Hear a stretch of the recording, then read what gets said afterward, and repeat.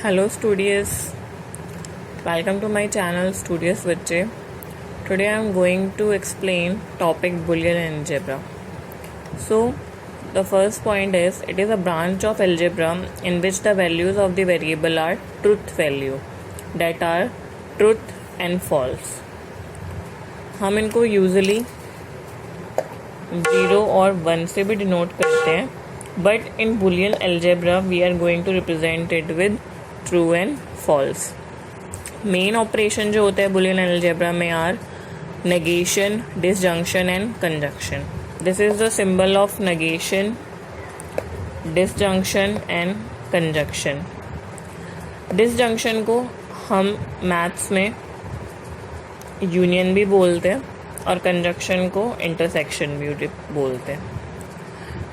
It is introduced by George Boole when in 1847 and it satisfies all Boolean laws.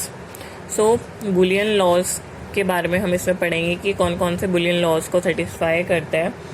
Before going to explain you Boolean laws, पहले हम देख लेते हैं कि negation, conjunction और disjunction में हमें क्या आउटपुट मिलते हैं. So we take A.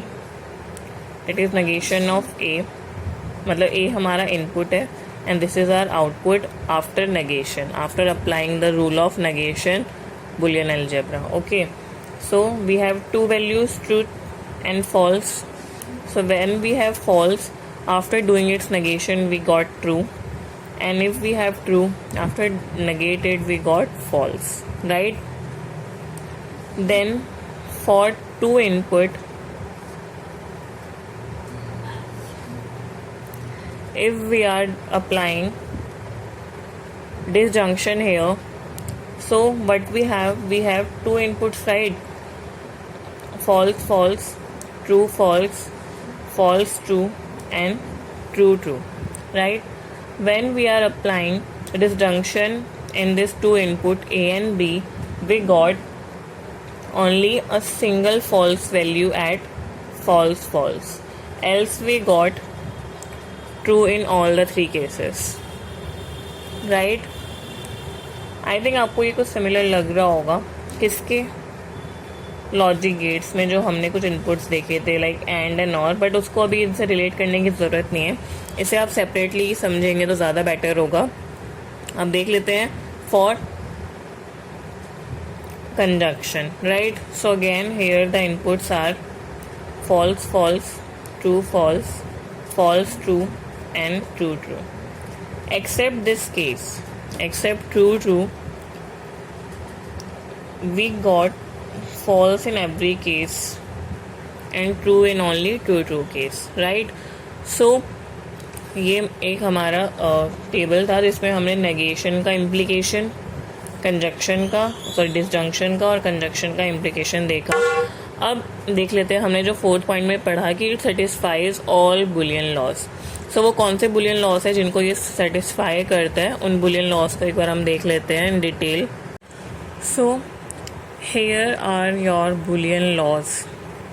You have 8 Boolean laws: idempotent, association, commutative, distributed, De Morgan, identity, complement and involution. So आप ये सोचोगे कि ये टॉपिक क्यों डिस्कस किया गया है in between other topics. So actually ये बहुत एक इम्पॉर्टेंट टॉपिक है आपका BCA सेकेंड सेमेस्टर में. ये जो सारे लॉज आपके न्यूमेरिकल्स में यूज़ होने वाले हैं, इसलिए मैंने इन बिटवीन आपका ये टॉपिक स्टार्ट किया है बुलियन अलजेब्रा. इस वीडियो में हम सिर्फ बुलियन लॉज को ही देखेंगे.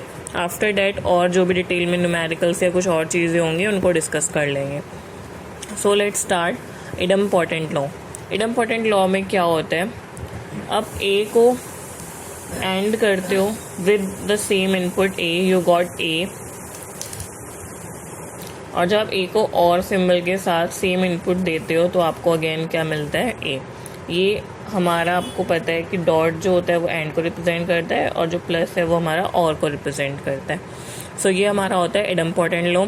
आइसोसिएशन लॉ, एक्चुअली मैं इसको इतनी फटाफट इसलिए निकाल रही हूँ क्योंकि आपने थोड़े थोड़े जो ये लॉज हैं छोटी क्लासेस में भी देखे हैं, बट यहाँ पे ये बुलियन अलजेब्रा की बात कर रहे हैं जो हमारे डिटेल में आगे यूज़ होने वाले हैं, इसलिए मैंने आपको इसके साथ दोबारा से डिस्कस कर लिया है. A dot B dot C. So जो ये ए है ये हमारा बी के साथ इन ब्रैकेट आ जाएगा, सी आपका अलग से आ जाएगा आउटपुट में। देन यहाँ पे भी सेम केस होगा, बस सिंबल यहाँ पे चेंज किया हमने, ऊपर हमने एंड का यूज़ किया है और नीचे हमने और का यूज़ किया है। देन आपका है कॉम्यूटेटिव लॉ, मतलब आप ए को बी के साथ एंड करो या बी को ए के साथ, you got the same output. A को बी के साथ और करो या फिर बी को ए के साथ, you got the same output. ये बहुत इजी है। तो ये आपका क्या कौन सा लॉ है? आपका कॉम्यूटेटिव लॉ। देन आपका डिस्ट्रीब्यूटिव लॉ, डेट मीन्स कि ए जो है वो दोनों जो हमारे इनपुट्स हैं इन ब्रैकेट, वो उन दोनों के साथ डिस्ट्रीब्यूट हो जाएगा, दोनों के साथ सेपरेटली हमें आउटपुट देगा।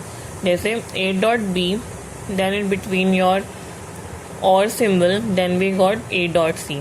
Same with goes this one, A plus B dot A plus C. यहाँ पे हमने कोई साइन नहीं लगाया, इसका मतलब ये है कि ये डॉट को ही रिप्रेजेंट कर रहा है। देन आपका डी मॉर्गन लॉ, जो कि बहुत एक इम्पॉर्टेंट लॉ है। डी मॉर्गन लॉ में क्या होता है, ए प्लस बी का जो कॉम्प्लीमेंट है, जब आप उसको सेपरेटली ओपन करोगे, so you got A complement dot B complement. और मतलब यहाँ पे आपको जो इम्पोर्टेंट चीज़ है जो ध्यान में रखनी है वो ये कि जो आप इन दोनों को सेपरेटली ओपन करोगे, जो इनका बीच वाला साइन होता है वो चेंज हो जाता है। एंड है वो और में चेंज हो जाता है, और है वो एंड में चेंज हो जाता है। सो ये आपका एक बहुत इंपॉर्टेंट लॉ है, that is your De Morgan law.